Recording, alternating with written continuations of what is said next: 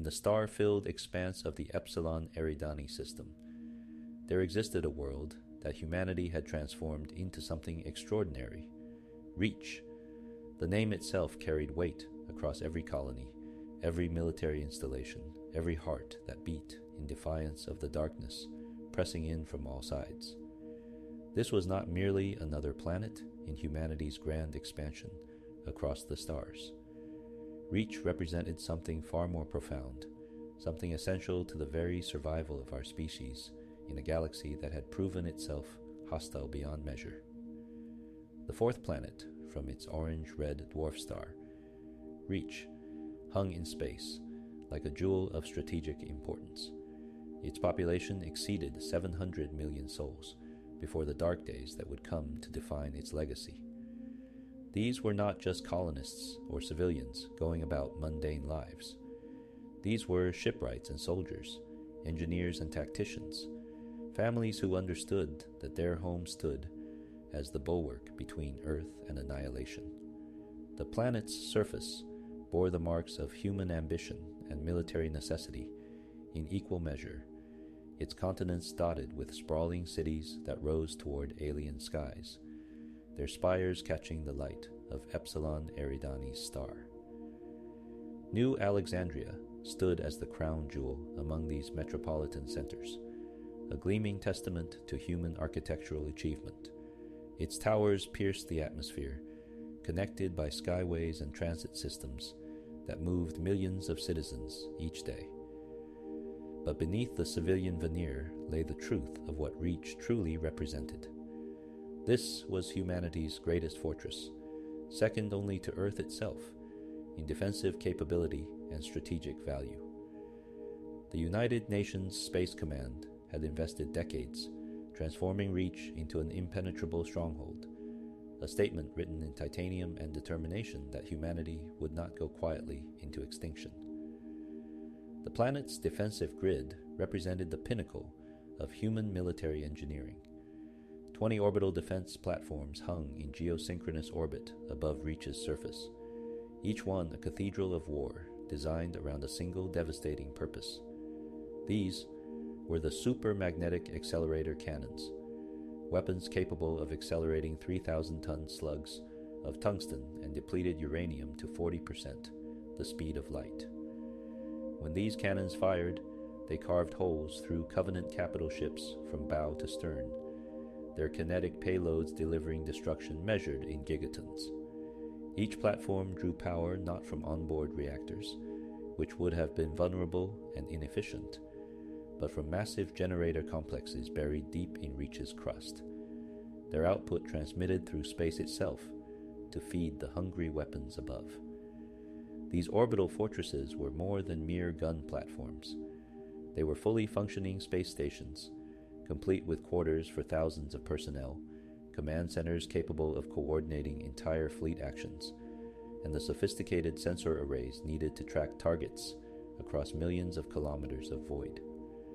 Their designers had crafted them with purpose and pride, creating spaces within their armored hulls that felt less like military installations and more like small cities suspended in space. Vaulted ceilings soared above atriums filled with vegetation from Reach's surface. Observatories provided breathtaking views of the planet below, and monorail systems whisked personnel between sections with quiet efficiency. But the orbital platforms represented only one layer of Reach's defenses. At any given time, between 100 and 150 UNSC warships maintained station in the Epsilon Eridani system, ready to engage any threat that dared emerge from slipspace. These were not patrol vessels or scouts, but frontline warships, frigates and destroyers, cruisers and carriers, each one crewed by men and women who understood that they stood watch over humanity's most vital stronghold. The Epsilon Eridani fleet, as this force was known, had been assembled and maintained at tremendous cost, drawing vessels and personnel from across UNSC-controlled space. The planet's surface told a similar story of military preparation. Reach hosted more UNSC Army, Air Force, and Marine Corps installations than any world save Earth. Highland Mountains sheltered secret facilities, buried kilometers deep in solid rock, their existence known to only the highest echelons of command. The Vieri territory sprawled across northern latitudes, its plains perfect for training exercises and equipment testing. Chongrad housed fleetcom operations, coordinating naval movements across vast stretches of space. And scattered across every continent, every island, every suitable location, humanity had placed the instruments of its defense. The shipyards of Reach operated around the clock, their construction bays berthing new vessels for the UNSC Navy at a pace that strained every other facility in human space. The planet had become the primary source of humanity's naval power, its orbital foundries and surface factories working in concert to produce the frigates, destroyers, and cruisers that carried the fight to the Covenant.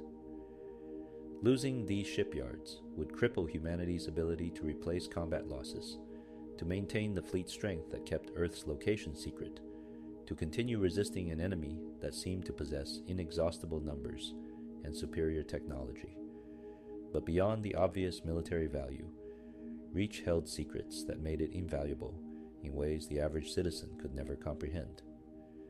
Deep beneath Highland Mountains, the Office of Naval Intelligence maintained Castle Base, a facility so classified that most of the military didn't know it existed. Here, in chambers carved from living rock and shielded by meters of titanium A armor, Onai conducted research into technologies that might tip the scales in humanity's favor. Forerunner artifacts, recovered from distant worlds, rested in secure vaults, their secrets slowly yielding to human understanding. Advanced AI development proceeded in isolated labs, pushing the boundaries of what artificial intelligence could achieve. Weapons research explored concepts that bordered on science fiction, seeking any edge that might allow human forces to stand against Covenant superiority. Castle Base was not alone in its secrecy. Sword Base perched on the Babbed Katha ice shelf near one of Reach's poles, its austere exterior concealing another Oni facility dedicated to research and development. The base's very location spoke to the paranoia and caution that drove Oni's operations.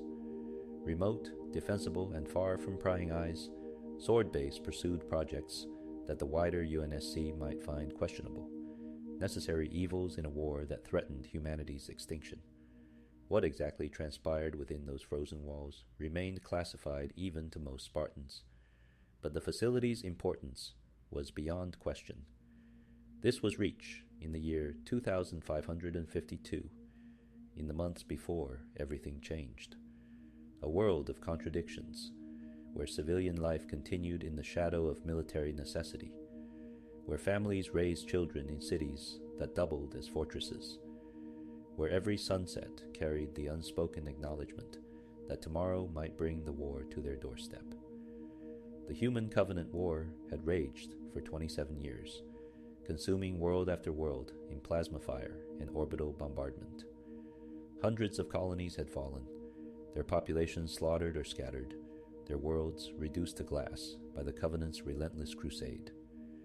But Reach had stood untouched, its defenses too strong, its location too well guarded. The UNSC had constructed layers upon layers of security around the Epsilon Eridani system, creating a defensive depth that had turned back every probe, every scouting mission, every attempt by Covenant forces to locate humanity's second most important world.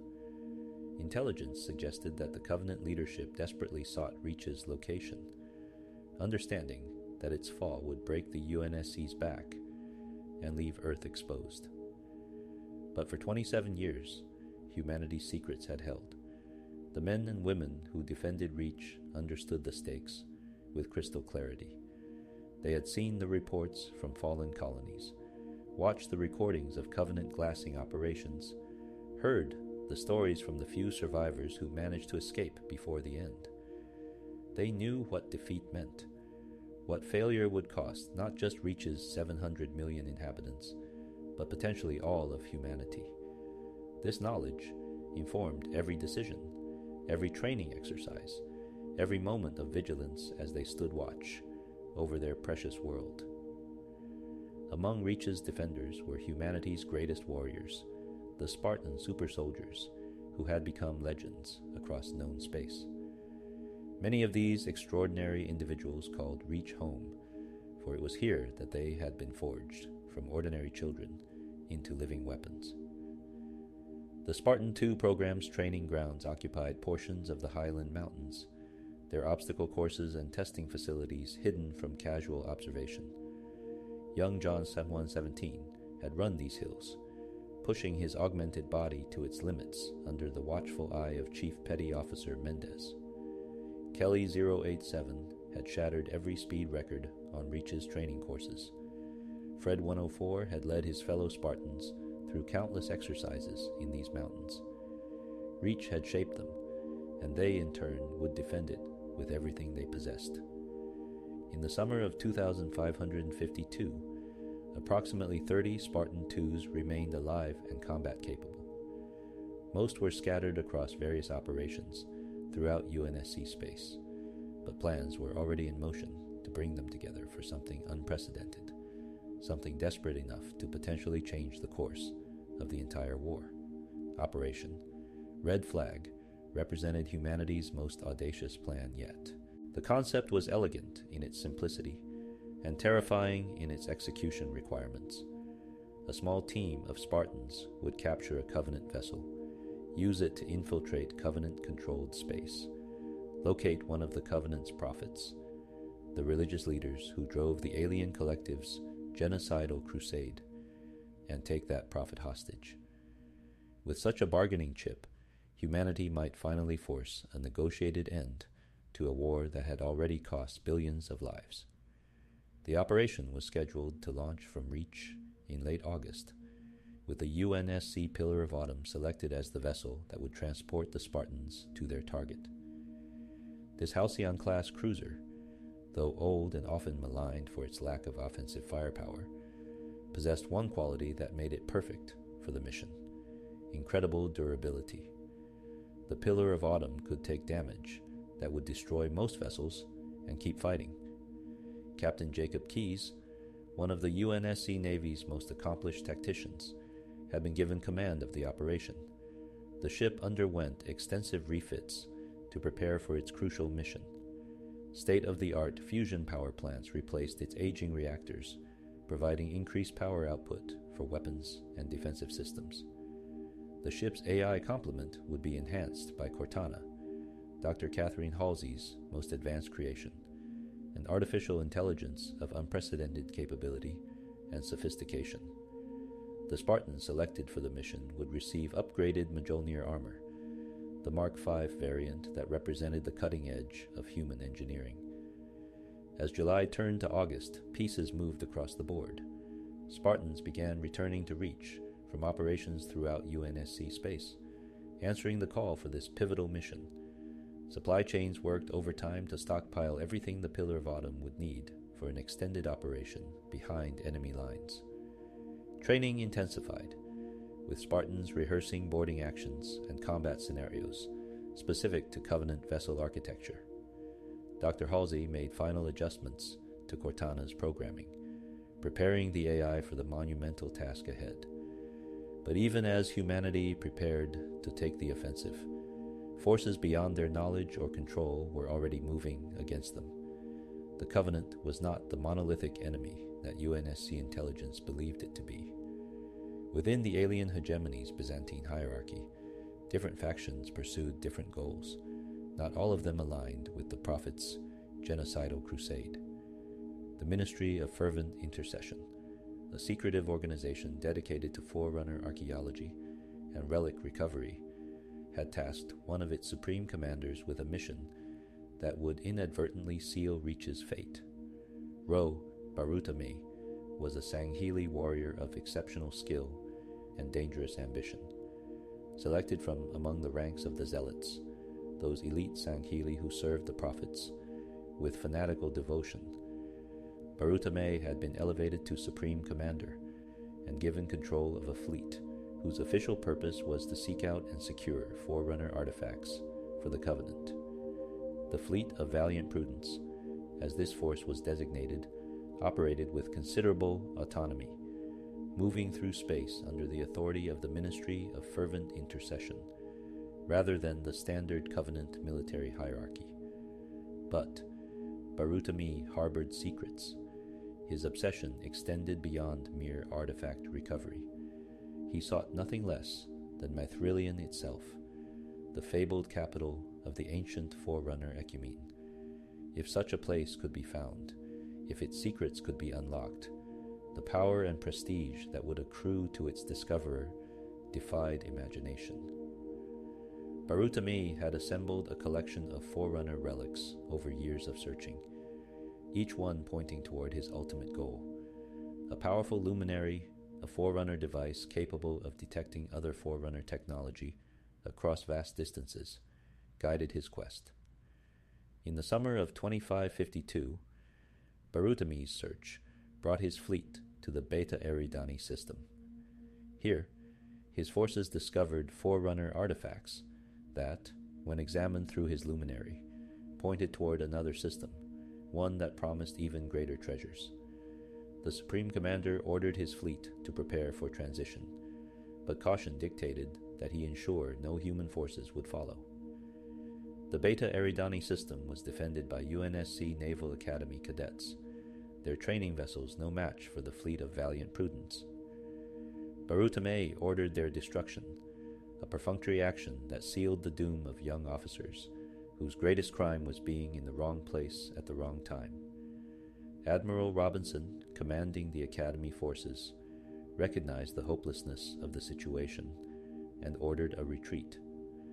Some vessels escaped, carrying word of the Covenant presence at Beta Eridani, but the fleet of valiant Prudence had already moved on, following the trail indicated by recovered artifacts and the readings from Barutami's luminary.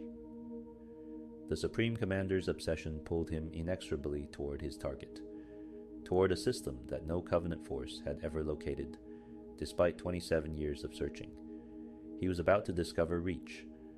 On or before July 23rd, 2552, the fleet of valiant Prudence entered the Epsilon Eridani system. The fleet consisted of Barutami's flagship, the Long Night of Solace, a CSO-class supercarrier of staggering size, along with at least 5 Sudar-pattern heavy corvettes. Additional light cruisers and support vessels accompanied the main force, creating a battle group capable of conquering most defended worlds. But Barutami had not come to conquer. He had come to search, to excavate, to claim whatever forerunner artifacts existed on this world before the larger Covenant forces he knew were coming could seize them for the profits. The Long Night of Solace was a vessel beyond anything the UNSC had encountered, a ship so massive it dwarfed even Covenant assault carriers. Nearly 29 kilometers in length, the supercarrier possessed internal volume sufficient to house thousands of troops, hundreds of aircraft, and enough supplies to sustain operations for extended periods without resupply. Its weapons batteries could level cities from orbit. Its shields could shrug off attacks that would cripple lesser vessels, and its mere presence could turn the tide of any battle. But the Long Night of Solace possessed one more crucial capability, one that allowed it to slip into Reach's orbit undetected, despite the planet's extensive sensor networks and vigilant defenders. The supercarrier could cloak itself and several accompanying vessels, rendering them effectively invisible to conventional detection methods. Using this ability, Barutami positioned his fleet in orbit above Reach and began deploying ground forces under cover of darkness and stealth. Deployment spires, great towers of Covenant engineering, materialized on Reach's surface in remote locations. These structures served dual purposes. They extended the Long Night of Solace's cloaking field to cover larger areas, and they provided landing zones where troops and equipment could be offloaded without detection. Stealth pylons created zones of interference that disrupted UNSC communications and sensor sweeps. Within days, thousands of Covenant troops had established themselves on Reach, and the UNSC remained completely unaware of the invasion taking place right beneath their orbital guns. Barutame's forces moved with purpose and precision. Zealot teams, warriors whose skill and equipment made them devastating opponents, even for Spartans, deployed to sites where the luminary detected Forerunner signals. These teams included individuals specifically trained in xenoarchaeology, Sangheli who understood Forerunner technology and could identify artifacts worth recovering. The Supreme Commander wanted speed, wanted to gather what treasures existed on Reach before the main Covenant invasion force arrived, and his opportunity vanished. But even the best-laid plans encounter friction when implemented in reality. The Covenant forces needed to disable Reach's communication networks to prevent the UNSC from coordinating a response to their presence. On the night of July 23rd, a Zealot team deployed to the Visegrad Relay, one of 3 primary communications hubs that connected Reach to the greater UNSC network. Their mission was straightforward: infiltrate the facility, kill the personnel, disable the equipment, and withdraw before anyone noticed. The Zealots executed their mission with brutal efficiency. The relay station's small security force never stood a chance against warriors equipped with active camouflage and energy swords. Within minutes, every human at the facility lay dead, their bodies scattered across floors, slick with blood. The communications equipment was methodically destroyed, its components melted by plasma weapons or physically torn apart. By the time the Zealots withdrew, the Visegrad relay was silent, its connection to the UNSC network severed. But silence, in a network designed for constant communication, is itself a form of message. When the Visegrad relay failed to respond to routine check-ins, when attempts to contact the facility met only static, alarm bells began ringing in FleetCom headquarters. The timing could not have been worse from the UNSC's perspective, or more ironic given the forces already present on Reach. Military planners, reviewing the situation in war rooms deep beneath Highland Mountains, reached for the most obvious explanation: insurrectionists. For decades, rebellious colonies had resisted UNSC authority, sometimes violently. These insurrectionists, or innies as they were often called, had demonstrated capability for sophisticated attacks against military infrastructure. A communications relay on a UNSC fortress world would be a high-value target for rebels seeking to strike at military coordination. The fact that contact was lost at night, when staffing would be minimal, fit the profile of an insurrectionist operation. Colonel Urban Holland, commanding Special Warfare Operations on Reach, received the alert and made his assessment. An insurrectionist cell had somehow infiltrated Reach and struck at military infrastructure. This required immediate response, but the nature of the target suggested a small force, nothing requiring the full weight of UNSC military might. Holland dispatched Army troopers from his command to investigate, expecting to find a few dead personnel and some rebels to hunt down.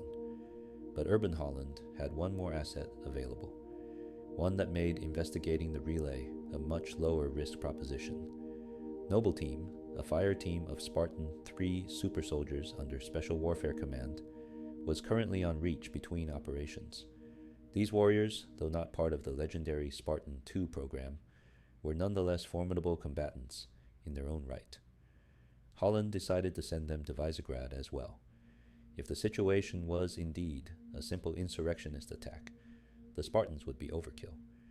But if something more dangerous awaited at that relay, Noble Team would be equipped to handle it. As July 24th dawned over Reach's northern hemisphere, Noble Team prepared to deploy.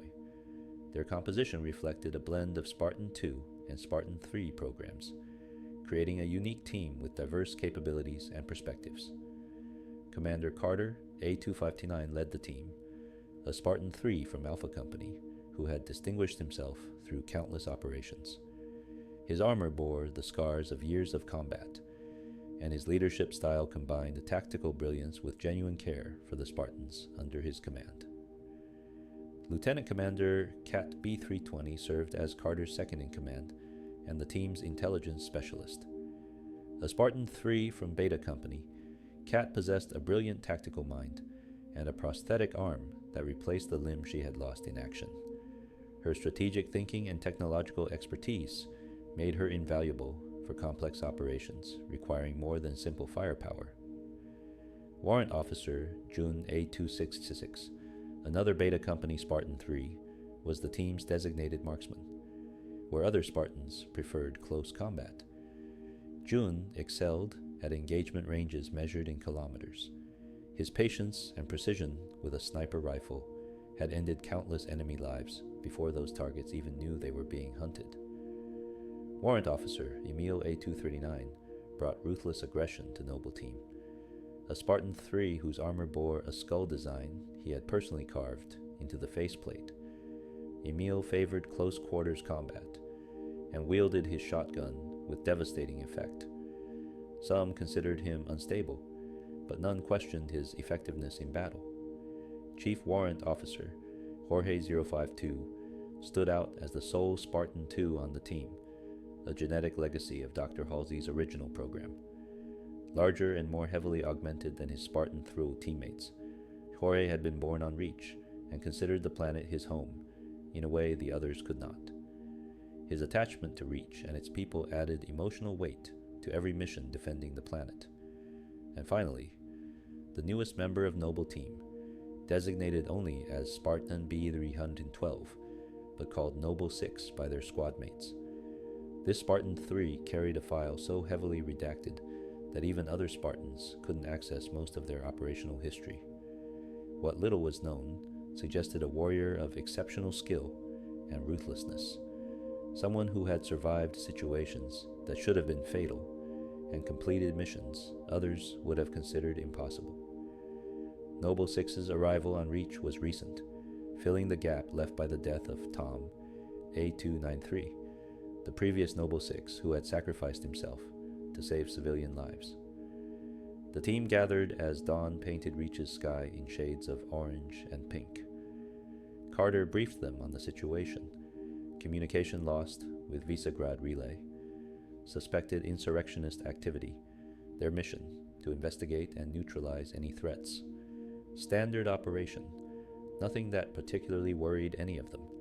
They had faced insurrectionists before, understood their tactics, knew their limitations. This should be a quick deployment, maybe a firefight, then back to base. 2 UH-144 Falcons lifted from their hangar, carrying Noble Team toward the relay. The flight path took them over some of Reach's most beautiful terrain, mountains giving way to forests, rivers cutting through valleys. It was a reminder of what they fought to protect, of what hung in the balance in humanity's desperate war.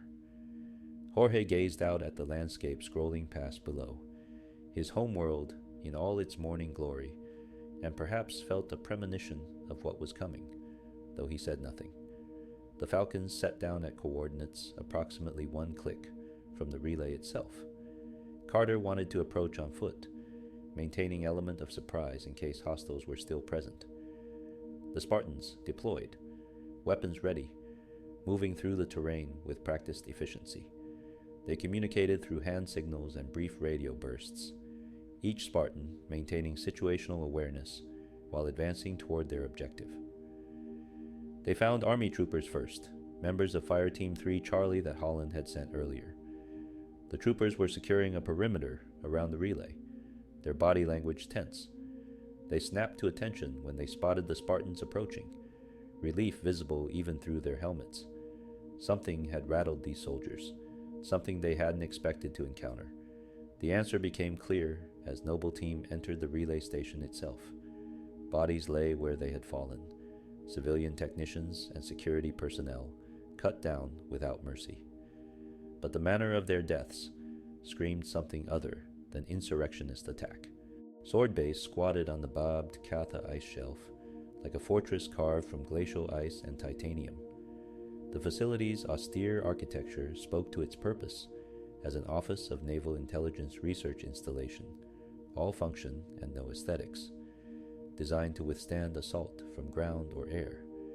Its location near one of Reach's poles had been chosen for isolation, for the difficulty any attacking force would face reaching it across hundreds of kilometers of frozen wasteland. But the Covenant were not constrained by terrestrial geography. The corvette designated Ardent Prayer hung above Sword Base, like a predator circling wounded prey, its plasma turrets scoring the installation's shields with sustained fire. The vessel was a Sudar-pattern heavy corvette, nearly 500 meters of Covenant engineering, designed for both atmospheric and deep space combat. Its presence this deep in Reach's atmosphere, attacking with impunity, demonstrated how thoroughly the Covenant had achieved surprise in their initial invasion. Noble Team's Falcons approached the battle zone as plasma bolts streaked through the morning sky. Carter surveyed the situation through his helmet's HUD, tracking the corvette's position, noting the UNSC Army troopers already engaged with Covenant ground forces around the base perimeter. The tactical picture was clear. Get inside Sword Base, secure it against the Covenant boarding parties that had inevitably been deployed, and hold until naval assets could arrive to drive off that corvette. Cat, 6, you're out here, Carter ordered as the Falcons descended. Jorge, Emil, you're next. Get prepped. The team split as planned, Cat and Noble 6 deploying to the courtyard while Jorge and Emil prepared to follow. Jun stayed with Carter, his sniper rifle already tracking targets through his scope. The courtyard of Sword Base had become a killing field. Kig-Yar snipers, those avian aliens the UNSC called jackals, had taken position on elevated structures, their point defense gauntlets and Covenant carbines, making them dangerous opponents at range. Ungoi infantry, the diminutive methane breathers called grunts, advanced in formations led by Sangheili officers. And somewhere in the chaos, plasma grenades arced through the air, Army troopers screamed orders or cries of pain, and the sharp crack of human weaponry mixed with the distinctive whine of Covenant plasma weapons. Noble 6 and Cat hit the ground moving, their Mjolnir armor's shields flaring as they absorbed incoming fire. 6's designated marksman rifle found targets with mechanical precision, each 3-round burst dropping a grunt or staggering a jackal. Cat wielded her assault rifle with practiced efficiency, laying down suppressing fire that forced Covenant troops to seek cover. Around them, Army troopers rallied to the Spartans' presence, professional soldiers who knew enough to follow where the walking tanks led. The battle for the courtyard consumed minutes that felt like hours. 6 found a rhythm, acquired target, fire, confirmed kill, acquired next target. The DMR's scope brought enemy faces close enough to see expressions, to watch the moment rounds impacted, to witness lives ending at 400 meters. There was no room for hesitation, no space for mercy in a battle for survival. The Covenant had come to Reach seeking humanity's destruction, and humanity would answer with every weapon at their disposal. Jorge and Emil joined the fight, the big Spartan-II's size and firepower turning the tide in sectors where Covenant forces had gained advantage. Emil moved like death incarnate, his shotgun painting entire squads of grunts across Sword Base's walls, his aggressive tactics driving Sangheili warriors into retreat. The Covenant had never faced Spartans in these numbers before, had never experienced what happened when humanity's best warriors operated as a coordinated team. As the courtyard cleared, Carter issued new orders. They needed to secure the interior of Sword Base to ensure no Covenant forces had penetrated to the sensitive research levels below. The team moved inside, encountering scattered resistance as they swept through corridors and chambers designed for scientific work, not combat. Civilian researchers huddled in safe rooms, their faces showing relief when Spartans appeared, instead of Sangheili with energy swords. The main atrium of Sword Base soared 3 stories high, its architecture designed to impress visiting dignitaries with Oni's capabilities.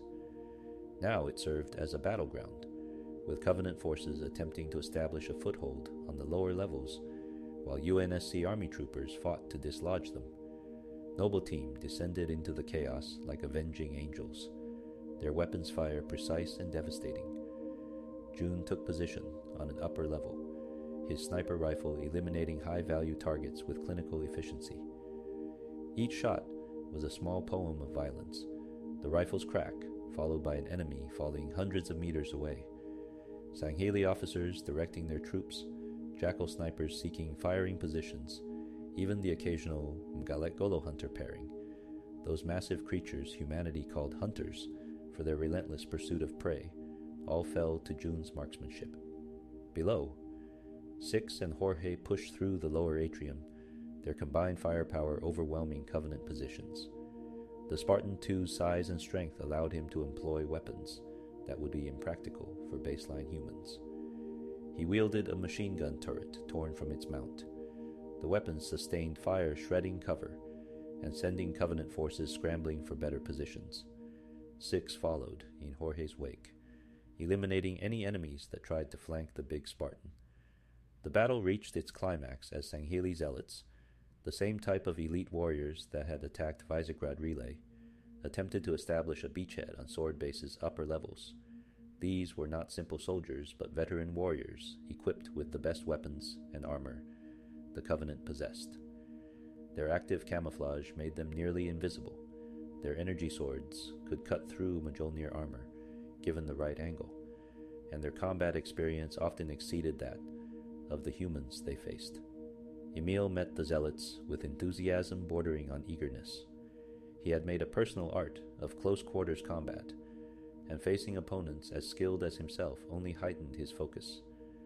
The atrium echoed with the clash of shotgun and energy sword, the hiss of shields failing, the grunts and battle cries of warriors locked in mortal combat. When the last zealot fell, Emil stood over the body, his armor scored but intact, his readiness for more combat evident in his posture. With the interior secured, Noble Team proceeded to the upper levels where the corvette had breached Sword Base's outer hull. Here, in chambers open to Reach's thin upper atmosphere, they encountered the last concentrated Covenant presence. A phantom dropship hovered beyond the breach, its gravity lift cycling more troops into the base. Rocket launchers found in Sword Base's armory and distributed to the Spartans made short work of the dropship, the vehicle exploding in a satisfying fireball.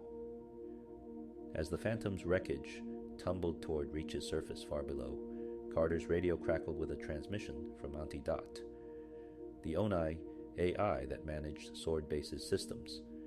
The corvette was withdrawing, pulling back to orbit to regroup with the main Covenant force. Sword Base was secure, at least for the moment. Noble Team had won this engagement, had demonstrated that even in surprise and disadvantage, human warriors could prevail against Covenant aggression. But the victory at Sword Base represented only one small engagement in a battle that was expanding across Reach's entire surface. As July 24th progressed into 25th and beyond, as days blurred into a continuous cycle of combat and brief respite, the true scope of the Covenant presence became horrifyingly clear. The fleet of Valiant Prudence had deployed thousands of troops across multiple sites, and more were landing every day. Military planners in FleetCom headquarters pored over tactical displays, showing red icons marking Covenant positions. The aliens had established strongholds in the Vieri territory, their deployment spires creating zones of control where UNSC forces could not operate without encountering heavy resistance. Artifact excavation sites dotted the map, places where zealot teams were systematically searching for Forerunner relics. And always, lurking at the edge of sensor range, the massive signature of the Long Night of Solace testified to the Covenant's orbital superiority. Vice Admiral Michael Stanforth commanded the UNSC Navy forces at Reach, and the strategic situation kept him awake through endless nights of planning and replanning defensive operations. The Epsilon Eridani fleet was powerful, yes, but engaging a CSO-class supercarrier with conventional tactics would be suicide. The Long Night of Solace was simply too large, too well-armed, too heavily shielded to be defeated by any reasonable number of UNSC vessels. But Stanforth understood that doing nothing was not an option. The longer the Covenant maintained their presence on Reach, the more troops they would deploy, the more resources they would dedicate to whatever they sought on humanity's fortress world. Reinforcements were coming from throughout the Epsilon Eridani system, but they would not arrive until August 15th.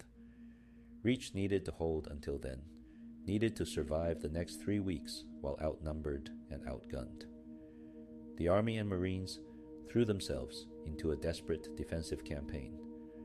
Every day brought new firefights as UNSC forces attempted to retake territory or disrupt Covenant operations.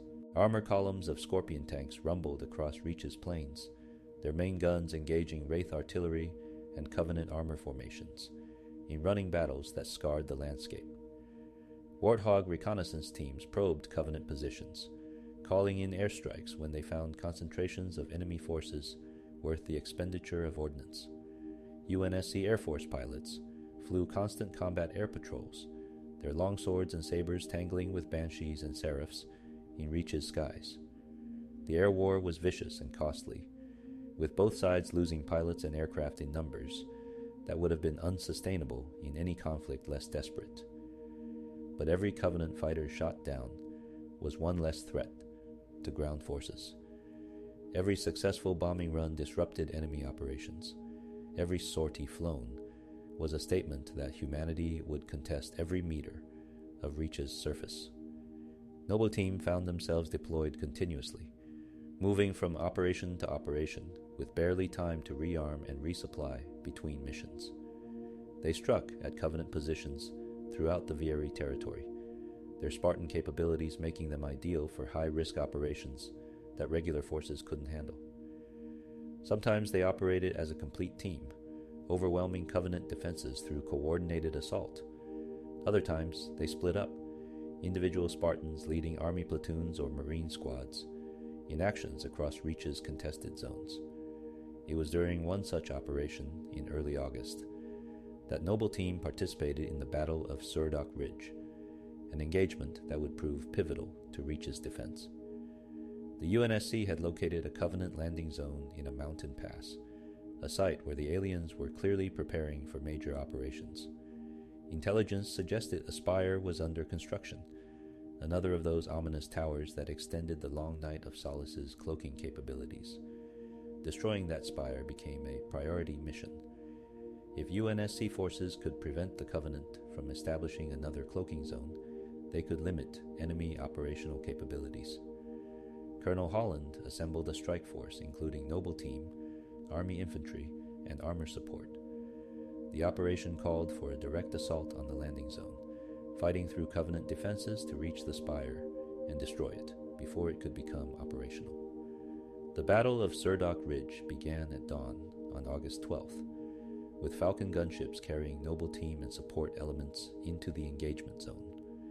The approach took them through a mountain pass, where Covenant forces had established multiple defensive positions. Anti-aircraft emplacements tracked the human aircraft, their plasma cannons filling the sky with fire. Some Falcons died in the approach, their crews lost before the battle truly began, but enough survived to deploy their passengers. 6, Kat, and Jorge hit the ground in the vanguard, immediately engaging Covenant infantry holding a fortified position, blocking the pass. The fighting was close and brutal, taking place at ranges measured in meters rather than hundreds of meters. Covenant defensive positions had to be cleared one at a time, grenades and concentrated fire dislodging Ungoy and Sanghili from cover, allowing UNSC forces to advance meter by bloody meter. As the battle progressed, the full scope of the Covenant operation became clear. This was not merely a landing zone, but a major staging area, with hundreds of troops and substantial equipment deployed. Wraith tanks provided artillery support for Covenant defenses, their plasma mortars falling among UNSC positions with devastating effect. Megalic Golo Hunter pairs strode through the battle like walking fortresses, their fuel rod cannons destroying vehicles and cover positions with equal ease. But the UNSC pressed forward because there was no alternative, because retreat meant allowing the Covenant to strengthen their grip on Reach. Noble Team led from the front, their mere presence inspiring army troopers to feats of courage that might otherwise have been impossible. When soldiers saw Spartans advancing under fire, when they watched these walking legends tear through enemy positions, it became easier to face their own fears and move forward. The spire rose ahead, a tower of Covenant construction reaching toward Reach's sky. Its purpose was unmistakable even to those without technical knowledge of its function. The way it seemed to distort light around itself, the subtle shimmer that suggested active camouflage technology operating on massive scale. Destroying it would require reaching its base and planting demolition charges, no simple task with Covenant forces defending every approach. Jorge took point for the final push, his size and firepower clearing a path through the last defensive line. 6 followed closely, covering the big Spartans' advance with precise rifle fire. Around them, Army troopers engaged Covenant forces in desperate firefights, buying time and space for the Spartans to reach their objective. Casualties mounted on both sides, the price of taking and holding ground measured in bodies and blood. They reached the spire's base under heavy fire, plasma and projectiles scoring the air around them. 6 placed the charges while Jorge provided cover, the Spartan-II's machine gun keeping Covenant forces at bay through sheer volume of fire. The demolition charges armed with a simple timer, nothing sophisticated, just enough explosive to bring the tower down. "Charges set. Fall back." 6's voice cut through the battle noise, and UNSC forces began withdrawing from the spire's vicinity. The Covenant, realizing what was about to happen, redoubled their assault in an attempt to reach the charges, but they were seconds too late. The explosives detonated in a cascading series that traveled up the spire's length, each charge triggering the next, the structure coming apart in a display of destructive beauty. And then, as the spire's remains crashed to Reach's surface, the sky darkened. What appeared to be empty space above the battlefield suddenly resolved into the hull of a vessel so massive it defied immediate comprehension. The long night of Solace decloaked, its presence revealed now that the spire extending its cloaking field was destroyed. The supercarrier hung in Reach's atmosphere like a second moon, its weapons already tracking targets below. The first plasma lance struck a Falcon in mid-flight, vaporizing the aircraft and its crew in an instant. More shots followed, systematically destroying UNSC vehicles and positions. The long night of Solace was swatting human forces like insects, demonstrating power that rendered conventional military responses meaningless. UNSC ships in orbit attempted to engage, frigates and destroyers launching MAC rounds and missiles toward the massive target, but the supercarrier's shields absorbed the attacks without visible effect. Then, the long night of Solace demonstrated why it dominated the battlefield.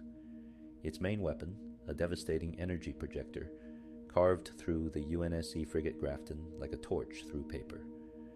The beam struck the Grafton's midsection and simply deleted that portion of the vessel, superheating metal and crew into plasma in a fraction of a second.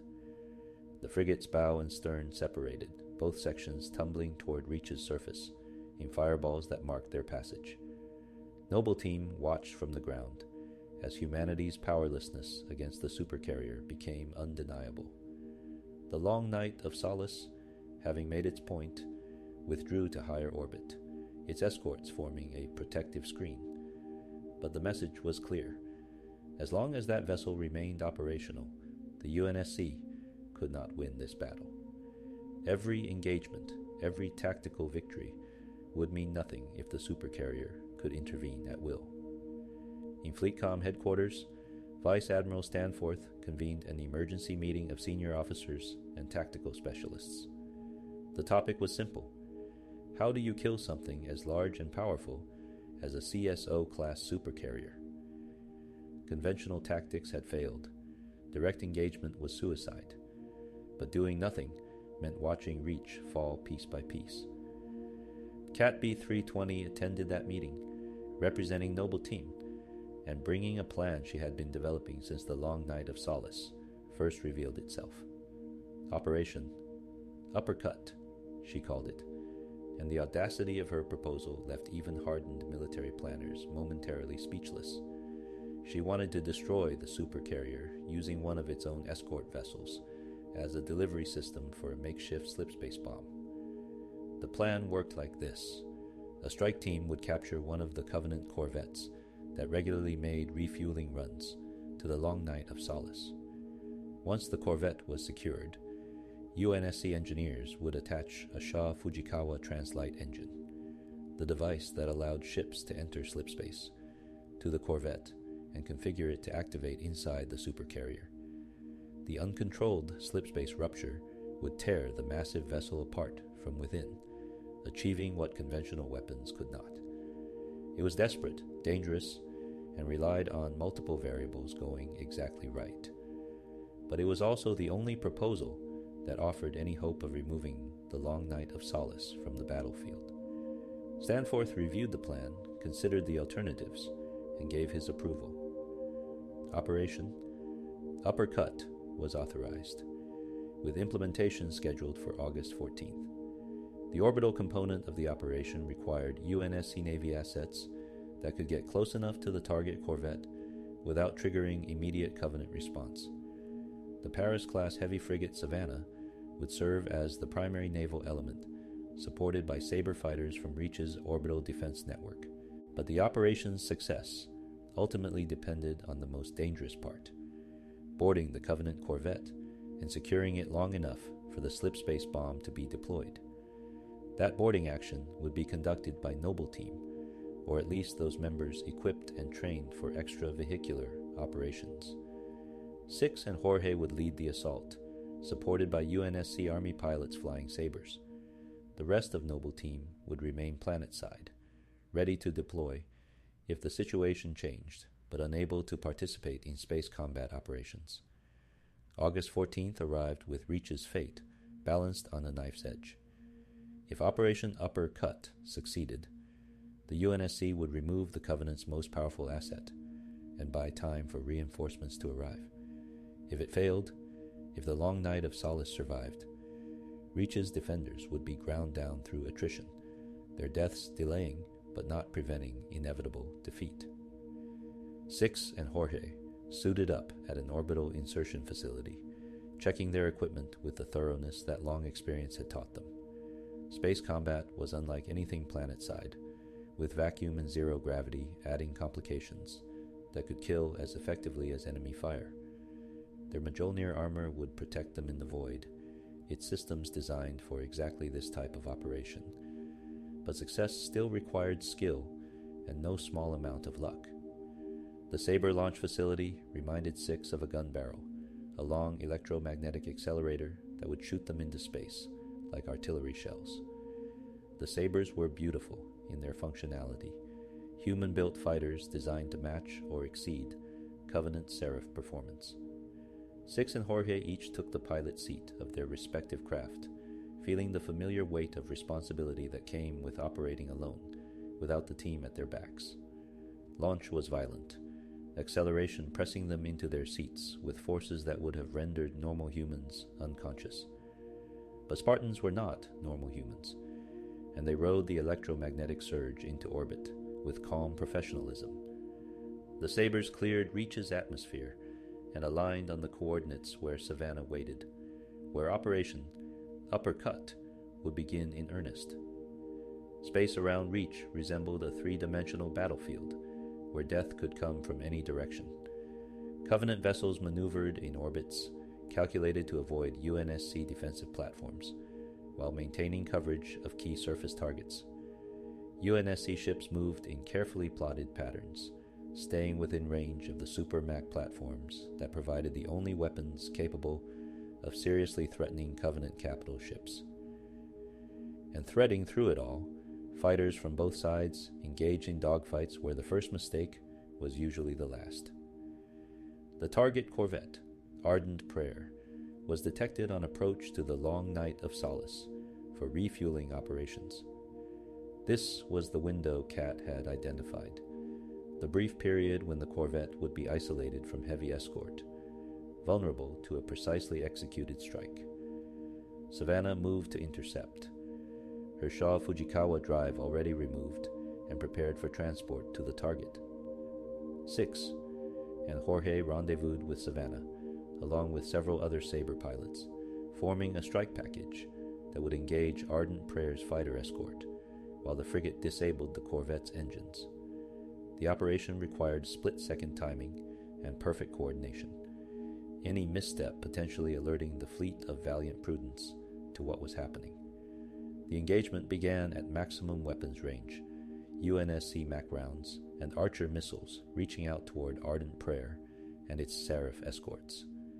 The Covenant responded immediately, their fighters breaking formation to engage the incoming threat, while the corvette attempted evasive maneuvers.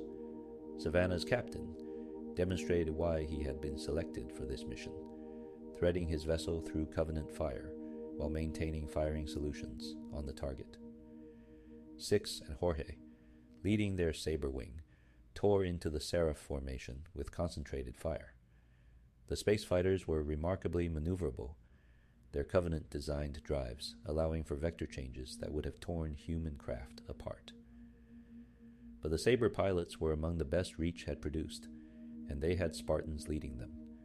Each engagement became a deadly ballet, fighters spinning and diving through 3 dimensions, weapons fire creating a net of death through which both sides had to navigate. One by one, the Seraphs fell. Some died to Sabre gunfire, their hulls rupturing in silent explosions that sent debris tumbling through the void. Others fell to Savannah's point defense systems, the frigate's automated weapons tracking and eliminating any fighter that strayed too close. The battle consumed minutes that felt infinite, time dilating in the way it did during combat, when every second contained life or death decisions. With its fighter escort eliminated, Ardent Prayer became the strike force's sole focus. Savannah closed to point-blank range by naval standards, mere kilometers separating the vessels. The frigate's Mac guns spoke, their kinetic penetrators designed not to destroy, but to disable, to cripple the corvette's engines and leave it helpless. The rounds struck with devastating precision, shattering drive sections and leaving Ardent Prayer drifting, unable to maneuver or flee. Now came the truly dangerous part. 6. Jorge and several Sabre pilots approached the disabled corvette in their fighters, using their craft's weapons to cut through the hull and create entry points. The Sabres were never designed for this, but human ingenuity and Spartan determination made up for engineering limitations. They carved crude holes in Ardent Prayer's armor, creating openings large enough for boarding. Zero-gravity combat was disorienting for even experienced soldiers, with up and down becoming meaningless concepts, with momentum carrying fighters in straight lines unless other forces acted upon them. But Spartans trained for every environment, and 6 and Jorge had conducted countless boarding operations throughout their careers. They entered Ardent Prayer like avenging spirits, their weapons fire cutting through surprised Covenant crew. The corvette's interior was designed for species very different from humans, with corridors built to Sangheili proportions, with gravity oriented in ways that made human intuition unreliable. But 6 and Jorge adapted, using their armor's magnetic boots and maneuvering thrusters to navigate the alien architecture. They encountered resistance, Sangheili warriors responding to the breach, attempting to repel the boarders from their vessel. The firefight that ensued was brutal and close quarters, taking place in corridors where cover was scarce and every shot risked compromising the hull. 6's training took over, muscle memory and tactical awareness guiding actions faster than conscious thought. Clear the corridor, secure the intersection, advance to the next section, eliminate hostiles, repeat. Jorge's presence provided comfort and support.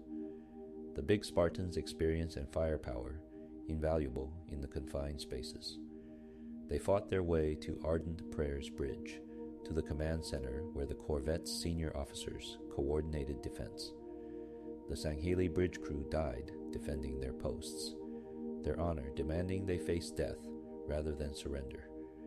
Jorge and 6 granted them that death, their weapons making no distinction between warrior and officer, enemy being enemy regardless of rank. With the bridge secured, 6 activated the corvette's communications jamming systems, preventing it from alerting other Covenant forces to what was happening. Simultaneously, Savannah attached the Shaw Fujikawa drive to Ardent Prayer's hull, UNSC engineers working with desperate speed to configure the slipspace bomb.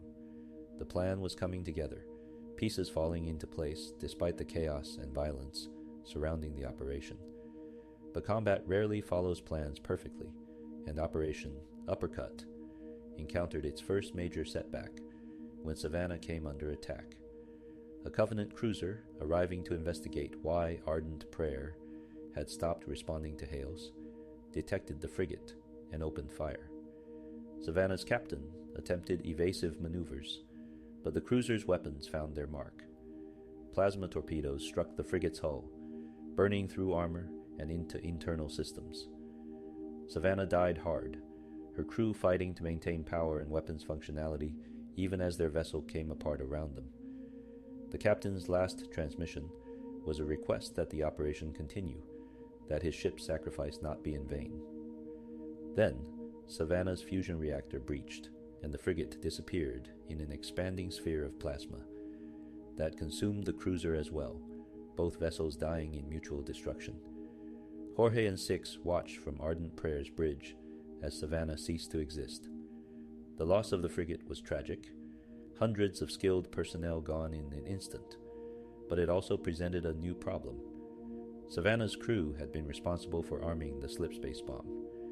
With them dead, with their technical expertise lost, the device was incomplete, its detonation mechanism damaged in the transfer to the corvette. Jorge examined the bomb, his technical knowledge sufficient to understand the problem, if not solve it. The slipspace drive would activate, would create the rupture needed to destroy the long night of Solace. But it required manual detonation. Someone would need to stay aboard Ardent Prayer, would need to trigger the device in person, which meant that person would not survive the operation's completion. The decision took no time at all. Jorge looked at 6, at this Spartan who had only recently joined Noble Team, who still had a future and missions ahead of them. Then he looked at the slipspace drive, at the device that could save his homeworld, could save the people he had sworn to protect. The choice was never in doubt. "Listen, Reach has been good to me," Jorge said, his voice carrying the weight of acceptance and determination. "Time has come to return the favor. Don't deny me this." He moved 6 toward the corvette's launch bay, toward the Pelican that would carry the Spartan back to Reach. 6 protested, sought alternatives, but Jorge was immovable in his decision. "Tell them to make it count," Jorge said as the bay door closed between them. Those were his last words to another human being, a final message to deliver to those who would survive him. 6 watched through the Pelican's viewport as Ardent Prayer, with Jorge aboard, accelerated toward the long night of Solace. The supercarrier's point defense systems engaged the approaching corvette, plasma bolts and energy beams attempting to destroy it before it could reach the flagship. But Ardent Prayer was one of their own, and the fleet of Valiant Prudence's gunners were a fraction of a second too slow in realizing the threat. The corvette penetrated the supercarrier's defensive perimeter and aligned on an intercept course with its massive bulk. Jorge, alone on Ardent Prayer's bridge, activated the slipspace drive manually. The device responded immediately, tearing a hole in space-time that expanded to engulf both the corvette and the middle section of the long night of Solace. Reality itself seemed to scream as the slipspace rupture grew, pulling matter into dimensions where matter was never meant to exist. The supercarrier's hull buckled and shattered, its structural integrity failing under forces that no engineering could resist. The long night of Solace died, torn apart by the very technology it had used to travel between stars. The vessel broke into 3 major pieces, the bow and stern sections tumbling away from the rupture, while the center simply ceased to exist, atomized or transported to some unknowable location in slipspace. Supreme Commander Ro Barutami died with his flagship, his dreams of finding Mythrilian ending in the void. And Jorge Zoe too died with him, a Spartan-II whose sacrifice saved lives beyond counting. 6 watched from the Pelican as debris from the supercarrier began falling toward Reach's atmosphere, pieces of the once mighty vessel becoming shooting stars that would burn up long before reaching the surface. The operation was a success. The long night of solace was destroyed. Reach was saved. Jorge's sacrifice had meaning and purpose, and then reality shattered that hope. 6's sensors detected massive slipspace ruptures forming around Reach. Dozens of them, hundreds of them. Ships were emerging from faster-than-light travel, and not just any ships. This was a Covenant fleet on a scale that dwarfed anything humanity had faced before. Over 300 vessels materialized in Reach's orbit, their profiles including battlecruisers and assault carriers, corvettes and destroyers, a armada assembled for one purpose: the complete conquest of humanity's fortress world. The fleet of particular justice had arrived, commanded by Supreme Commander Thel Vadami, a Sangheili warrior whose tactical brilliance and combat record made him one of the Covenant's most dangerous commanders. Vadami had been tasked with Reach's destruction, and he brought sufficient force to accomplish that mission regardless of human resistance. The Ministry of Resolution had assembled this fleet over months of preparation, gathering vessels from across Covenant space for a decisive strike at humanity's military heart. 6's Pelican streaked toward Reach's surface as the sky filled with Covenant ships. The battle for Reach was about to enter a new and far more desperate phase. Jorge's sacrifice, noble and necessary as it was, had only delayed the inevitable by hours or days at most. The true test of Reach's defenders was just beginning, and the odds against humanity had just become insurmountable. In FleetCom headquarters, Vice Admiral Stanforth watched his tactical displays light up with red icons marking Covenant vessels. The numbers were beyond anything he had prepared for, beyond anything human forces could hope to defeat through conventional engagement. The Epsilon Eridani fleet's 150 vessels faced more than 300 Covenant ships, many of them larger and more powerful than their UNSC equivalents. But Stanforth had not risen to flag rank by accepting defeat when the odds were poor. He immediately began issuing orders, coordinating a defensive strategy that might, with tremendous luck and courage from his crews, buy Reach enough time for civilian evacuation and preservation of critical military assets. The orbital defense platforms would be humanity's primary advantage, their supermat cannons capable of destroying even the largest Covenant vessels with single shots. The Covenant fleet moved with practiced efficiency, dividing into battle groups that would attack from multiple vectors simultaneously.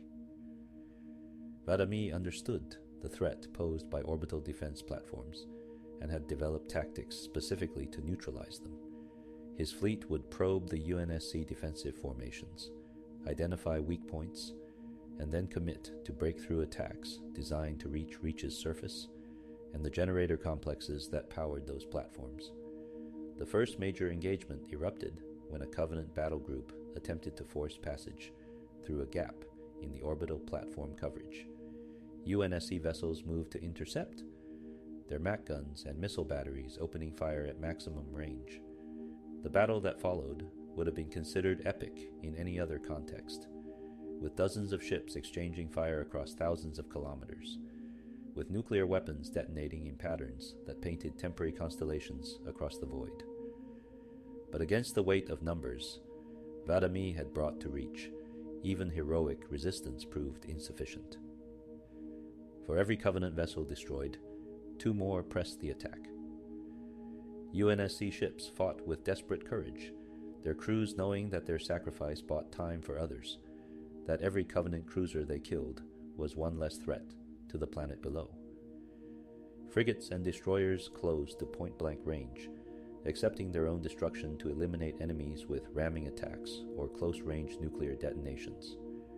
The orbital platforms poured fire into the Covenant fleet, their supermat cannons creating a zone of death that no vessel could enter and survive. But the platforms had limitations, sectors they could not cover, blind spots in their firing arcs that prevented complete orbital coverage.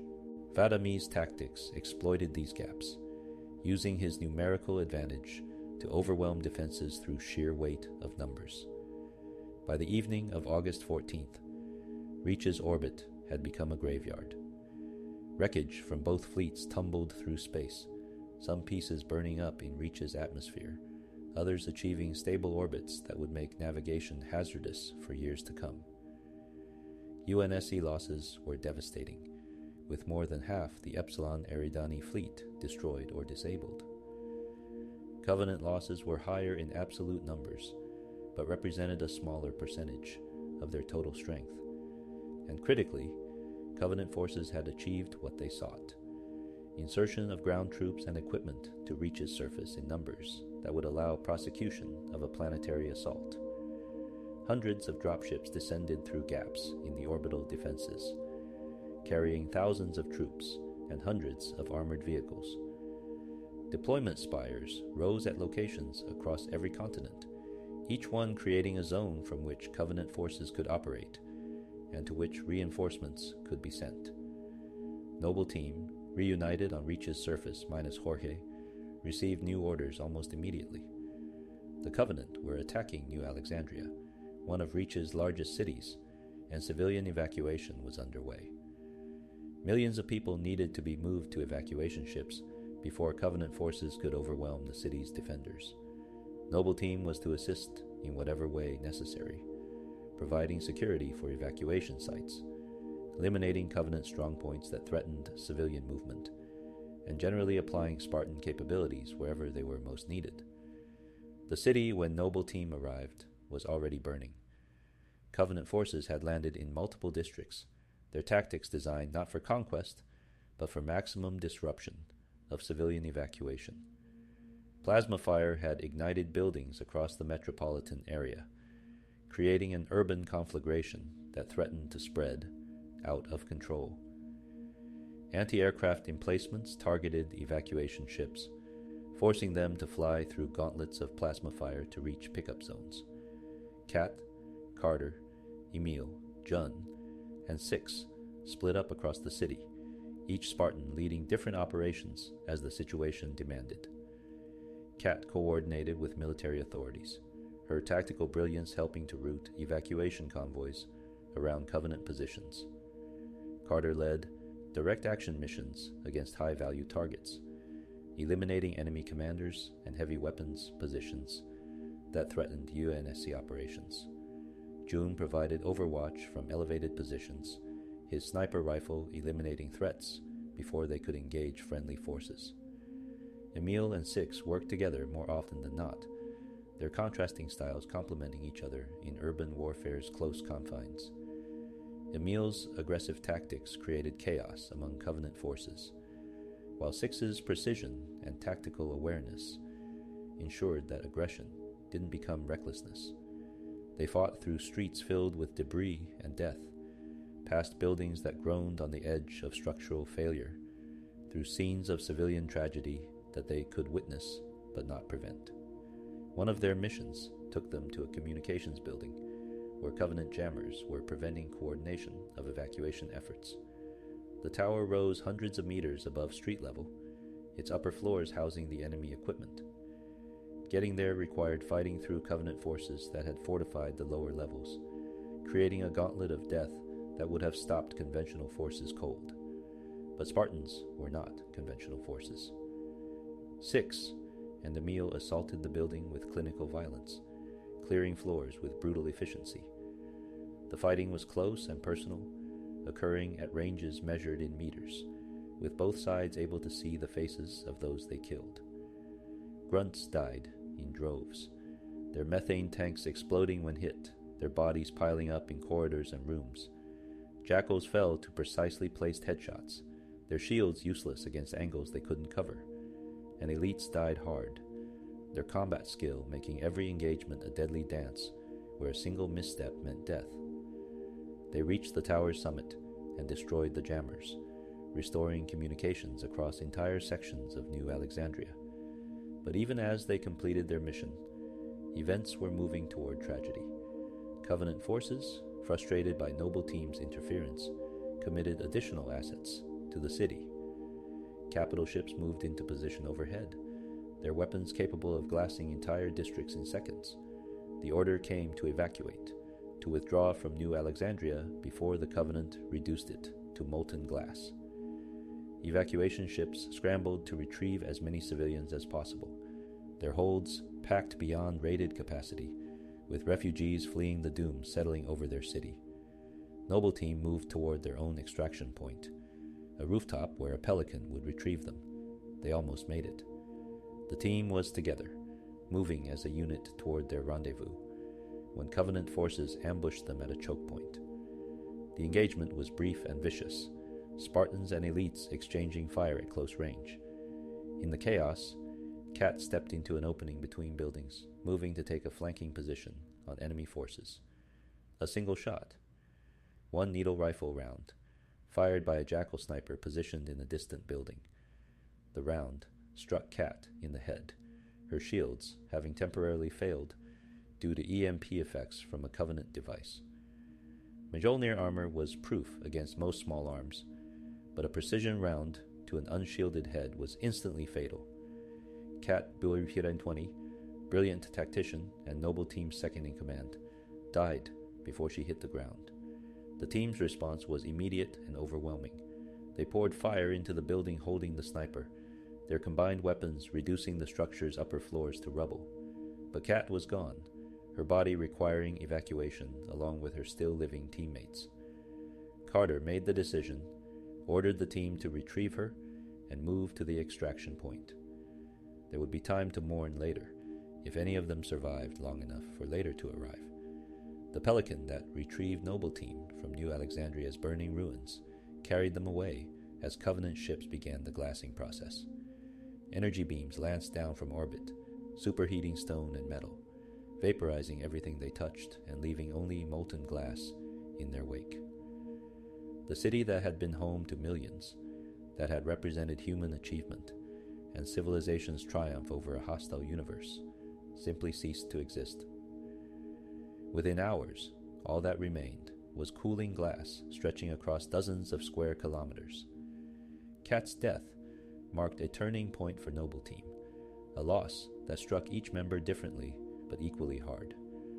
She had been the team's mind, the one who saw patterns and solutions others missed, who crafted the plans that allowed them to punch above their weight against superior forces.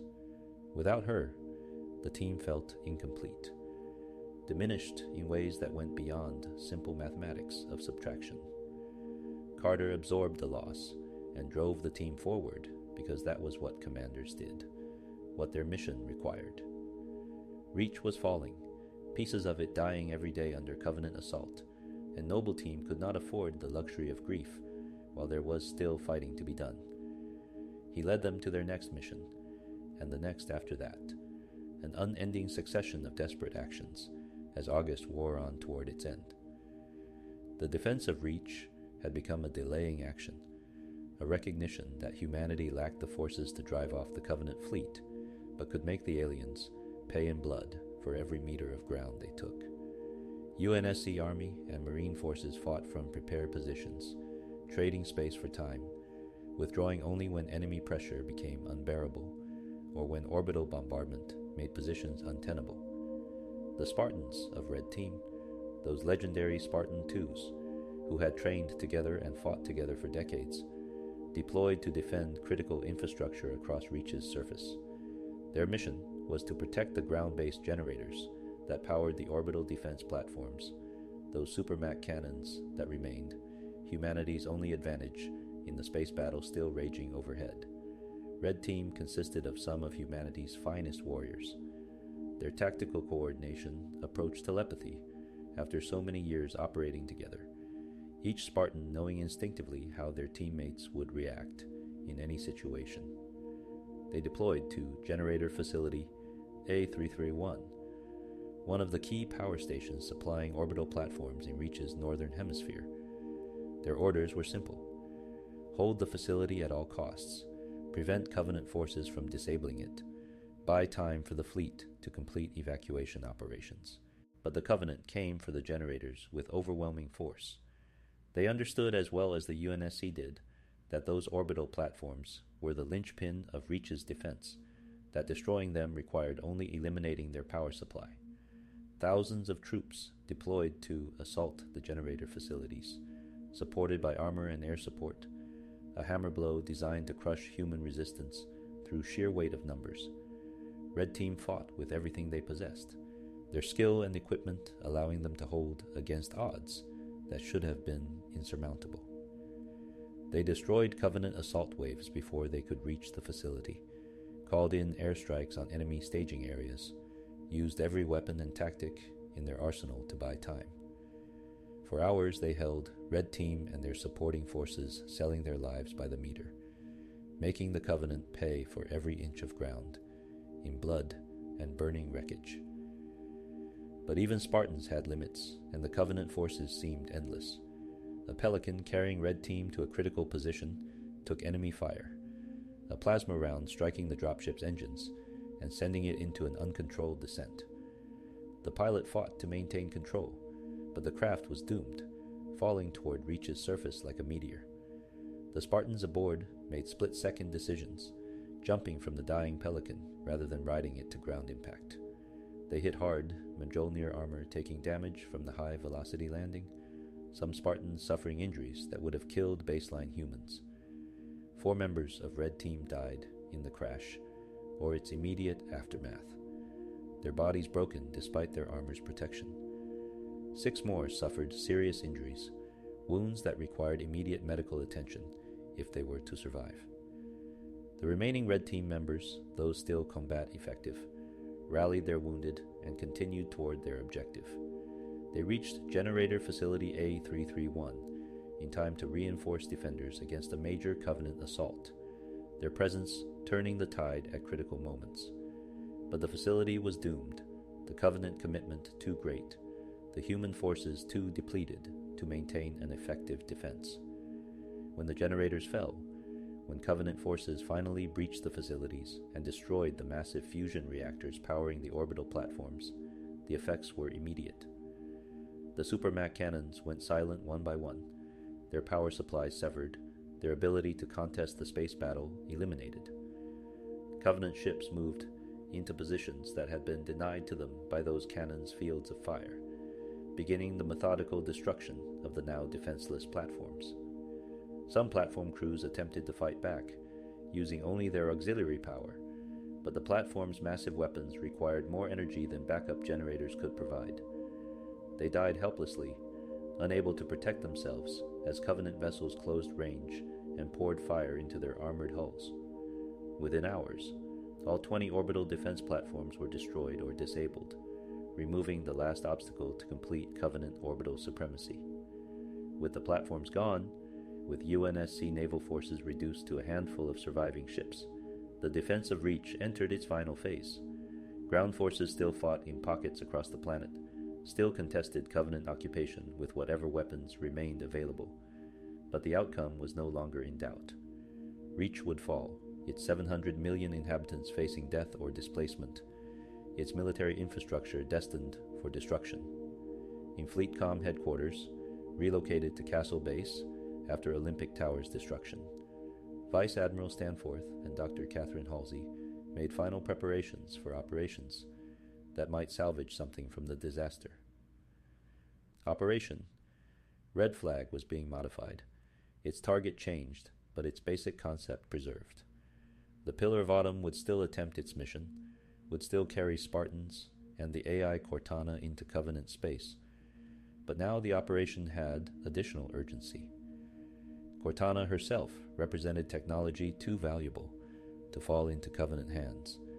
The AI had been created with access to data on every UNSC facility, every fleet position, every classified project that might aid the war effort. If the Covenant captured her, if they extracted that information, Earth's location would be revealed, and with it, the last hope of human survival. Cortana had to escape Reach aboard the Pillar of Autumn, had to be delivered safely to Captain Keyes, and the mission that might change the war's course. but Cortana carried one additional piece of data, something so potentially significant that even Dr. Halsey had not fully shared its implications with UNSC leadership. The AI had analyzed Forerunner artifacts recovered from multiple locations, including a recent dig on Sigma Octanus 4. Within the alien glyphs and star charts contained in those artifacts, Cortana had identified coordinates, specific locations in space that the Forerunners had marked as significant. One of those locations appeared to indicate a massive installation of unknown purpose, something the Forerunners had built and presumably considered important enough to mark on their maps. If humanity could reach that installation before the Covenant, if they could unlock its secrets, it might provide the edge needed to survive this war. That hope, however slim, justified the risks of getting Cortana off reach. Dr. Halsey called Noble Team to Sword Base for a final mission on August 29th. The team had been operating continuously for weeks, running on Spartan endurance and stimulants that would kill normal humans, surviving on catnaps between missions and combat rations consumed during brief respites. They were exhausted physically and emotionally, bearing wounds that would require extended treatment once time allowed for such things, carrying the weight of losses that included not just Kat and Horg, but dozens of soldiers they had fought beside and watched die. Sword Base had been damaged in the fighting, its upper levels open to Reach's sky, its interior scarred by plasma fire and explosions. Halsey waited in the lower levels, in chambers that had somehow remained secure, despite the Covenant forces that occasionally penetrated the base's outer defenses. She greeted Noble Team with the clinical demeanor that characterized her interactions with Spartans, though perhaps there was something more in her eyes when she looked at them, some recognition of the sacrifices they had made. She revealed the package they would be transporting. Cortana, contained within a data storage unit that could interface with Mjolnir armor. The AI's fragment would be carried by one of the Spartans, integrated into their armor systems, protected by the same shields and armor that protected the warrior wearing it.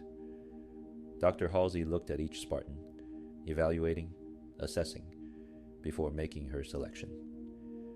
Cortana, I'm assigning you to the one Spartan here who I know will get you safely to the Autumn, Halsey said, extending the data module toward Noble 6. The other Spartans knew what this meant, understood the implications of an AI choosing a specific warrior as her carrier.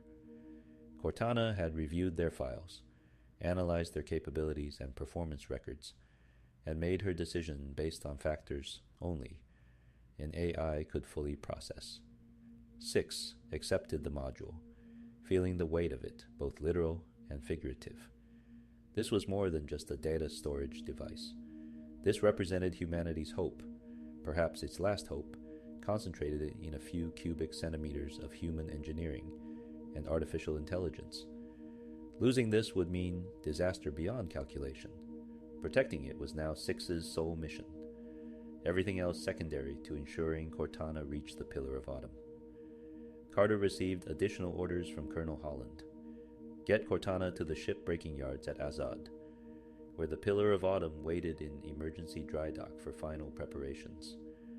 Holland emphasized that nothing mattered more than this delivery, that humanity's survival might depend on getting that AI off reach.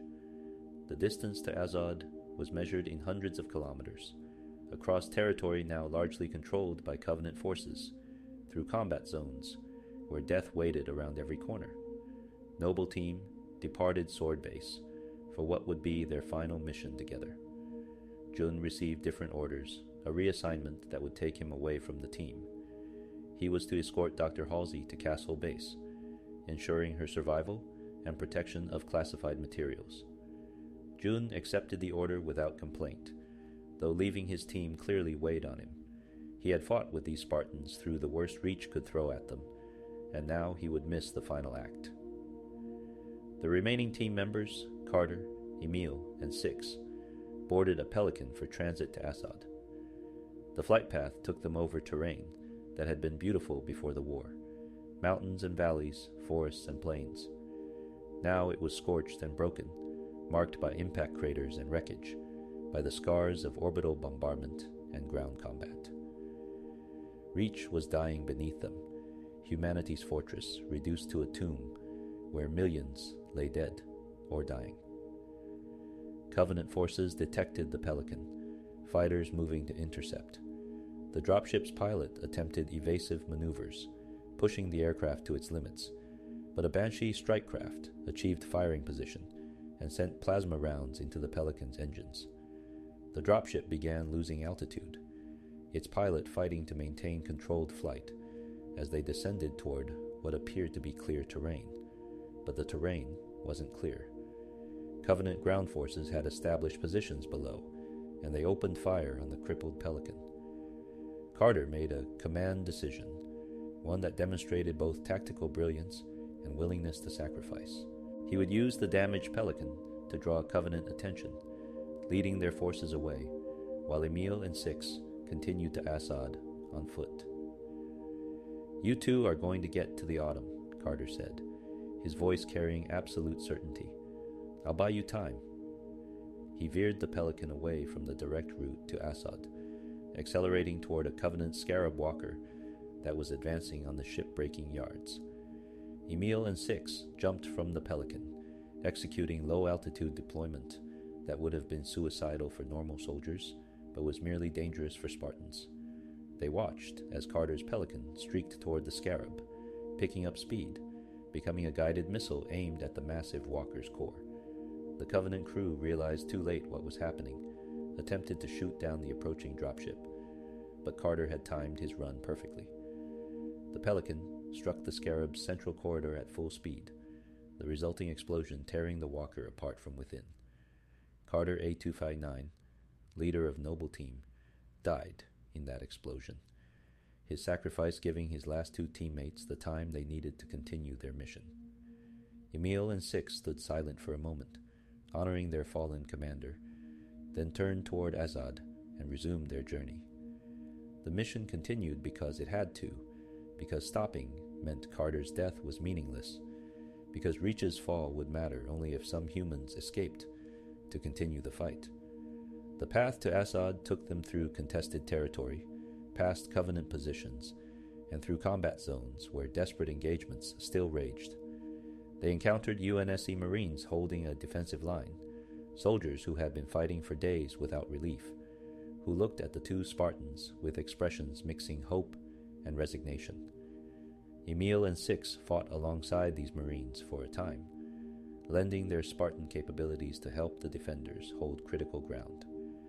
But they could not stay, could not allow themselves to become engaged in battles that had no connection to their mission. They moved on, leaving the Marines to their fate, carrying the knowledge that those soldiers were probably doomed, but might buy enough time for others to escape. The calculus of triage applied to entire units now, deciding which forces could be saved and which had to be abandoned to their fate. They reached the outskirts of Assad as night was falling across Reach, the sky above lit by orbital bombardment and the burning of a world. The ship-breaking yards sprawled across several square kilometers, an industrial facility designed to dismantle decommissioned vessels and reclaim their materials for new construction. The Pillar of Autumn sat in the emergency dry dock, undergoing last-minute repairs and modifications for its mission. But Covenant forces had discovered the shipyard, had deployed substantial assets to prevent any vessels from escaping. Emil and Six could see the tactical situation at a glance. Multiple Covenant positions controlling approaches to the Autumn, heavy weapons capable of destroying the cruiser if it attempted to launch, and more enemy forces arriving every minute. Getting to the Pillar of Autumn would require fighting through all of it. They linked up with scattered UNSC forces defending the shipyard, Marines and Army troopers who were making their last stand to protect the cruiser. Captain Keyes contacted them via radio, his voice carrying urgency and determination. He needed them to clear a landing zone where his Pelican could retrieve the package, but more importantly, he needed them to secure the facility's mass driver cannon so it could provide covering fire during the Autumn's launch. Emil and Six divided the responsibilities. Emil would man the masked driver, using the powerful weapon to eliminate Covenant phantoms and other threats to the Autumn's escape. Six would clear the landing pad and defend it until Keyes arrived. Both assignments were suicide missions in all but name, requiring the Spartans to hold against overwhelming force until the job was done. Six fought through the shipyard's lower levels, encountering resistance that grew heavier with each meter gained. Covenant forces knew this was their last chance to prevent the Autumn's escape, and they committed everything available to stopping any human forces in the area. Grunts came in waves, backed by elite leaders and supported by jackal snipers. Hunters appeared, those massive paired creatures whose fuel rod cannons could destroy vehicles with single shots. The fighting consumed ammunition at rates that would have been unsustainable in any other circumstance, forcing Six to scavenge weapons from fallen enemies and allies alike. Human firearms were exhausted. Six shifted to Covenant plasma weapons, the alien technology unfamiliar in his hands, but functional enough to continue killing. Empty magazines and depleted battery packs littered the ground behind him, marking his passage through the facility in brass and spent ordnance. Emil reached the masked driver platform and activated the weapon, its systems coming online with a hum of charging capacitors. The weapon was designed for anti-ship operations, capable of accelerating slugs to velocities that made them effectively unstoppable within planetary distances. Against dropships and light craft, the masked driver was obscenely overpowered, each shot completely obliterating its target. Phantoms began falling from the sky as Emil targeted them, the Spartan's accuracy turning the masked driver into a weapon of methodical execution. Each target acquired was a target destroyed. Each Covenant dropship eliminated was a small victory in a battle already lost. Emil kept firing, kept eliminating threats, buying time for Captain Keyes to arrive and retrieve Cortana. The landing pad cleared under Six's determined assault, Covenant forces falling back before Spartan fury. Keyes' Pelican appeared on approach, its profile visible against Reach's burning sky. The captain would arrive within minutes, would take possession of Cortana, would complete the mission that had cost so much already. Then a phantom appeared, approaching the masked driver platform from an angle Emil couldn't cover while maintaining fire on primary targets. The dropship deployed its complement directly onto the platform, and Emil found himself facing multiple Sangheili warriors at close range. He abandoned the masked driver, grabbing his shotgun and moving to engage the boarding party. The fight was brief and vicious, Emil's aggression meeting elite combat skill in a clash that left bodies scattered across the platform. The Spartan killed one elite, wounded another, but there were too many of them, coming from too many directions. A zealot achieved position behind Emil, its energy sword already active, already in motion toward the Spartan's exposed back. The blade punched through Mjolnir armor and Emil's body, emerging from his chest in a spray of blood and sparks from damaged systems. Emil lived long enough to grab the elite's arm, to yank it forward into range of his combat knife, to drive the blade up under the Sangheili's jaw and into its brain. Both warriors fell together, Emil A239 dying as he had lived, fighting to his last breath, taking enemies with him even in death. Six watched Emil die, saw the last of noble team besides himself fall on that platform. There was no time to acknowledge the loss, no opportunity to honor the Spartan sacrifice. Covenant forces were already moving to seize the masked driver, to turn it against the Pillar of Autumn, or simply prevent its use. Six made the decision, sprinted toward the platform, toward the weapon that had to remain operational. Keyes' Pelican landed on the pad, its ramp dropping, the captain himself emerging to receive the package. Six paused only long enough to hand over Cortana's data module, to see it safe in Keyes' possession, before turning away and heading for the masked driver. Keyes called after him, ordered him to board the Pelican, to escape Reach before it was too late. But 6 understood what had to happen next. Someone needed to man the mass driver, needed to cover the Pillar of Autumn's launch, needed to eliminate the Covenant cruiser moving into firing position. That someone had to be 6, because there was no one else, because this was the mission, because Noble Team finished what they started, no matter the cost. Negative, 6 responded to Keyes' order. I have the gun. Good luck, sir. It was the last communication between them, the last words 6 would speak to another human being. Keyes understood, recognized the same determination he had seen in countless other warriors who chose duty over survival. He reboarded his Pelican and departed, carrying Cortana back to the Pillar of Autumn. 6 climbed to the mass driver's controls, taking Emil's place, continuing the mission without pause or hesitation. The weapon's targeting system still functioned. Its ammunition stores still held charges enough for several more shots.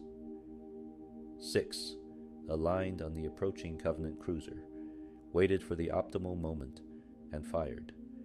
The mass driver's slug crossed the distance in a fraction of a second, striking the cruiser's hull and punching completely through it.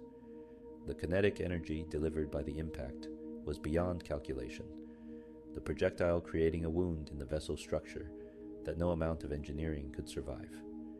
The cruiser began breaking apart, its structural integrity compromised, its death throes clearing the Pillar of Autumn's escape vector.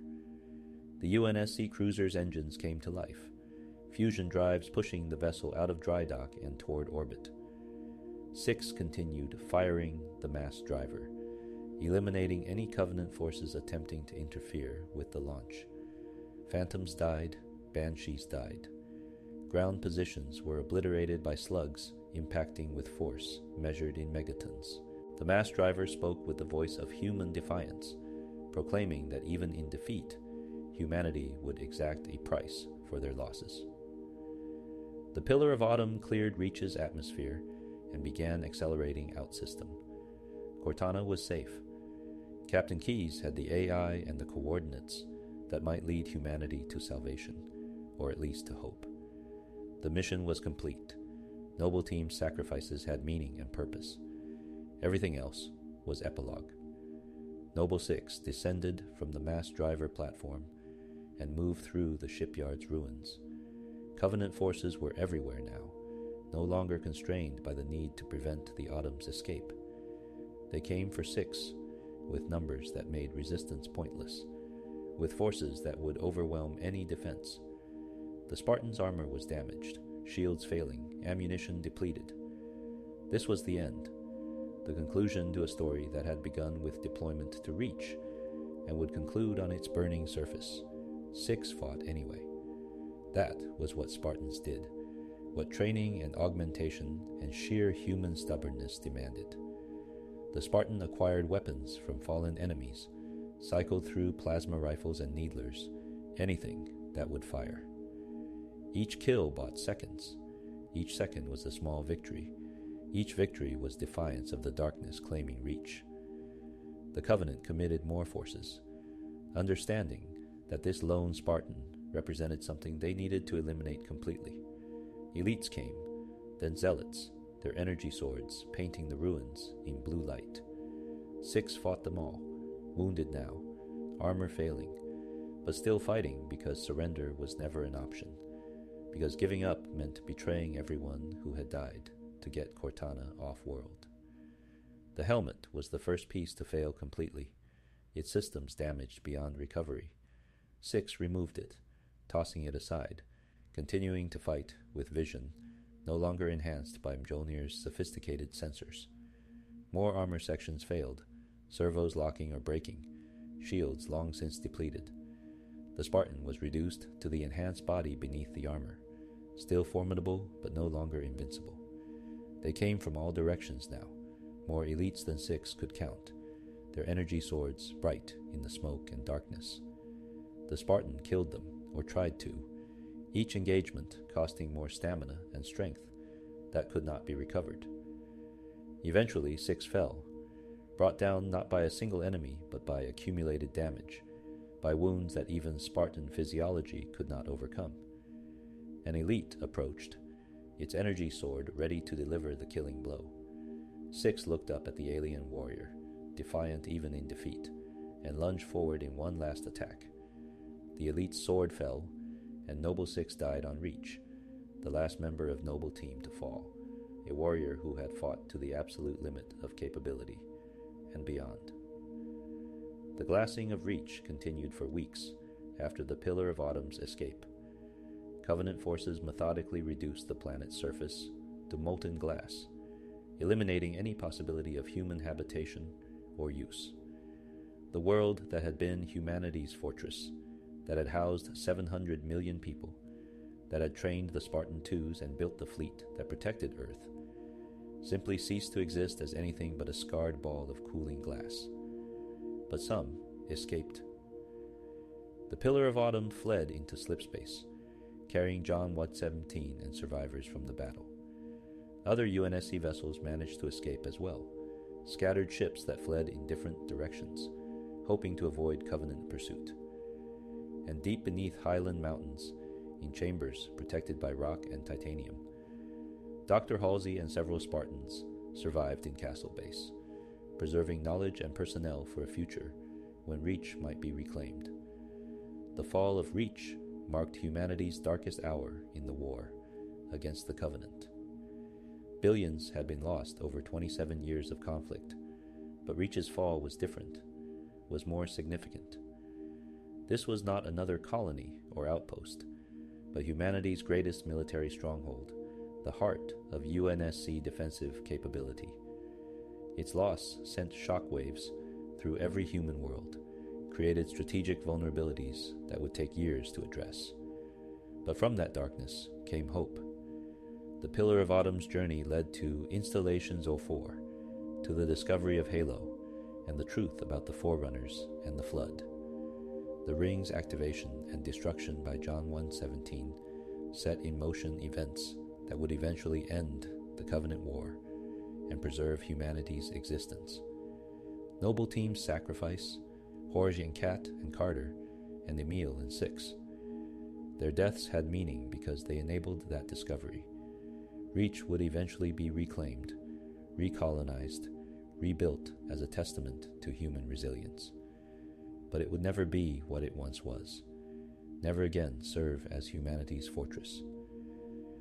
The scars left by the Covenant's glassing would remain visible for centuries, permanent reminders of the price paid, of the sacrifices made, of the warriors who gave everything to preserve the future. If you enjoyed this deep dive into the fall of Reach, please like this video and subscribe to Slipspace Stories for more Halo lore. There's always another story waiting in the universe of Halo, another chapter of humanity's struggle for survival among the stars. Thank you for watching, and until next time, Spartans never die. They're just missing in action.